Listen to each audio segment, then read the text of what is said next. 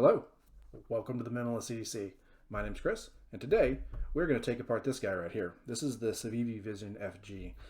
I did a recent unboxing, first impressions on it, and I have not taken apart this guy yet, or anything that has a super lock as its locking mechanism, so I'm really curious to get in there and see how it works, and take this guy apart and see what the mechanisms look like. So I think it's all T8, which I've already got that ready here, and let's get this guy apart.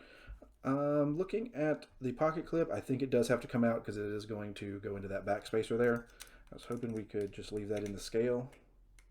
And that is T6. So let me grab a T6. Here we are. I thought it was all T8, but then the pocket clip, usually they do use smaller screws in that guy. Let's see. And yep, it is blue Loctited in there, so it was easy to get out. And a lot of times with these, I will just leave them in their screw holes and set it aside because they are two different length screws. Because one does go into that that back post. I can see I already got this the scale loose, so that's nice. And then so the other side, yeah, I imagine this is its complementary screw on that side, but that one is T8. Interesting. Okay. We'll see what that's about here in a second. Might as well get it out though. This is a placeholder screw for if you wanted to switch this to lefty carry. But I'm curious why they would key one in T8 and one in T6. I'm not sure. But yeah, we're swinging free with that as well. Let's get with the pivot. Of course, we got a pivot right here. It came pretty well tensioned, where like there was no blade play or anything, which is nice. There is no Loctite on the pivot, and then I'm just going to use get my scales off, and then I wonder if I can just use this scale to pull the pivot. Yeah, we'll just pull the pivot with the scale. And what do we have? We got our blade. Looks like there's little recesses right here that hold the ball bearings in the little racers. That's nice. But this is the real show. Okay, we have a backspacer stand that I don't want to lose. These appear to be keyed all a little bit differently, and I do not want to mess up where they actually go in the mechanism. So, and it looks like that these posts are held in by the scales themselves, because I can, as you can see, I can push this through. So let's lay this guy flat so I'm not losing these guys. And you got of course your barrel backspacer thing right here, and that'll go right there. But this is the real star of the show. This is the mechanism, and as you can see, this is where you put your finger and push it down, and it works for the spring right here, which the spring is held in place by this post. Let me see if I can move it with nope. It's going to want to come out of there if I move it. All right. I'm not going to try that. So when you push it down, it basically pushes the spring against the post, and the bar retracts. So that is neat. Awesome. And so I'm going to put that back right where it was. And look at how the other posts went in. This is kind of ingenious construction. One thing I did notice with this knife is it's a bit heavier than I want it to be, and I was wanting to see where the weight was. Is it in the blade? Is it in the liners? And so like the scales, of course, they're G10, they're featherweight, and the blade, there's not a whole lot of metal on it. Like it is ground pretty thin. I think the majority of the weight is coming from these guys, like these stainless steel liners. I think in a more premium version, which they do make with they have the FG something, I forget what the designation is, but it is a more robust titanium, premium materials, all that.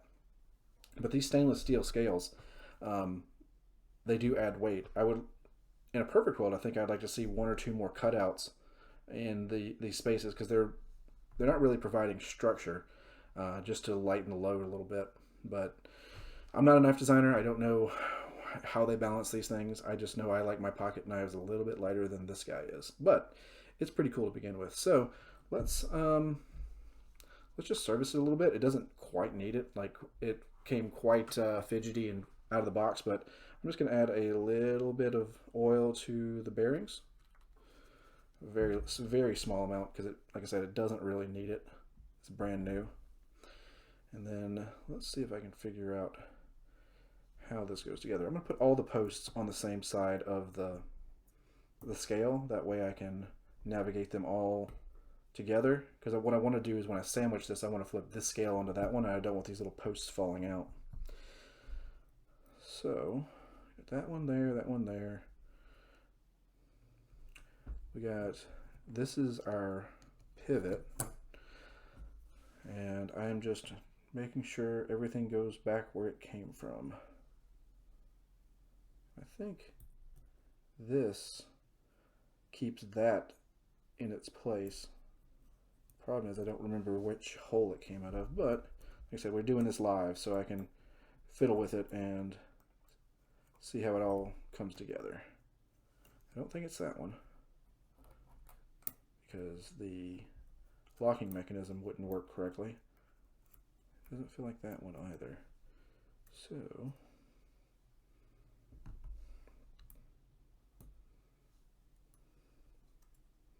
I don't know. Let's figure this out. So what I'm going to do is put these bearings back in, make sure I don't get oil everywhere.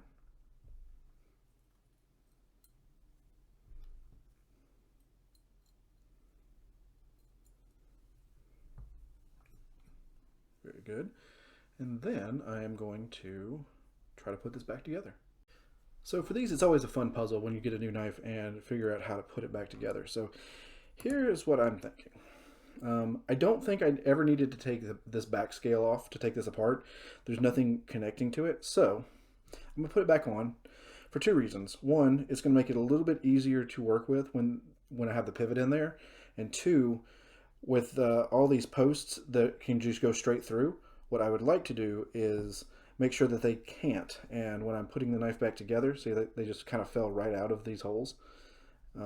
If I put this together with the G10 backing it, these things will be a lot more stable with putting the knife back together. And I can screw this in. So this little stop pin is going to go right there.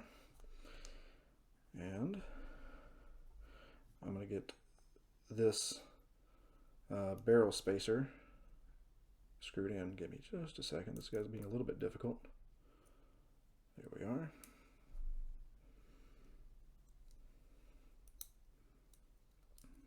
Okay. Yep, this is the T8 one.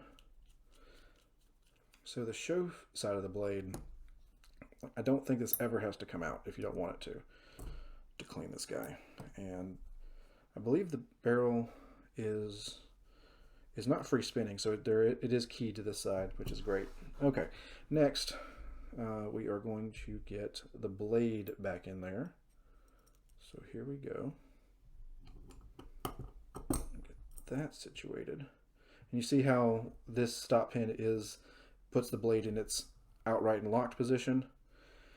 And I think this is going to be the trickiest part, because this spring is under some tension. And just be careful when you're doing this, because if you push on the spring a little bit, you're going to pop this out and it's going to fly across the room. And you better find it, or it's going to turn into a cat toy or just get lost underneath a desk or something. So just with any puzzle, just find where the slot goes. And so this is how this mechanism works. And then I just need to get it into the pin on the other side. And so it's going to actually be under a little bit of tension to do that. And there it goes. All right. So thankfully, I did listen to my own advice with that spring, and it did fly, but thankfully it didn't go very far. So I'm going to get this in its place. And while I have it here, I can show you how this lock works. So essentially, like when you put the spring under pressure, it allows you to close the blade. When you open the blade, it pops back into place. And then when the blade's in its, move this right here, closed position, it pops up and keeps it in the closed position. So this is your detent when the spring is right here. You pull it down, it opens up and pops back into place over here. So it's a really ingenious mechanism. I am a fan. And so I'm going to put this spring under pressure, or under tension, and get it back in its little hidey hole here. I'm hoping this is not a colossal pain. No, it went in there. That's good. Excellent. So now the thing is under tension and it should be functional. And we're going to just clamp the next piece down on top of it. Perfect. See all of our holes line up. We're doing real good here. And then we are going to get our show side piece on. And usually I will always start with the pivot because that keeps your blade in place.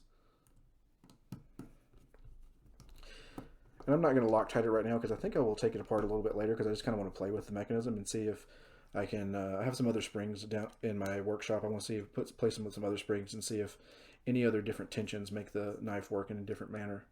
You know, just tinkering. And then we will get our pocket clip in there. And we're back to the T6 for that. And then one of the benefits of leaving these screws in there, I can just line them up and drop them in. So we're going to get the larger one started, get the smaller one to bite, and we're in. Just get them just tighten up. All right, cool. So good to go. Got a little bit of blade play, so let's tighten that up a tad bit. Okay, that felt good. A little too tight. Back it off just a half turn or quarter turn. No blade play. Yeah, we're good to go. So yeah, I don't think I really improved the performance by adding a little bit of lube in there. Like I said, this was really good out of the box. Very fidgety, very easy going. And honestly, when the blade's not under tension, when you have this lock back, it just free flowing. So the bearings aren't under a lot of stress to keep this thing doing this. So it should be pretty easy to maintain. And yeah, this has been great.